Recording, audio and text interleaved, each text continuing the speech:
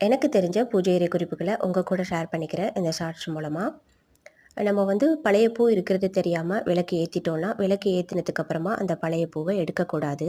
அதேபோல தீபம் ஏத்தி வச்சதுக்கு பிறகு அத அட்ஜஸ்ட் பண்றதுக்கு நம்ம கைய வைக்கக்கூடாது. பூக்களோட காம்பு இல்லன்னா திரி தூண்டி தான் நம்ம பயன்படுத்திக்கணும்.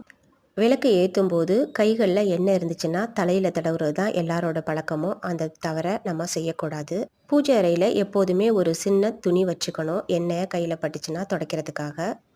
விளக்கு ஏத்துனதுக்கு அப்புறமா பூஜை அறையில உள்ள எந்த ஒரு பொருள்களையுமே எடுத்து வேற இடத்துல வைக்கக்கூடாது.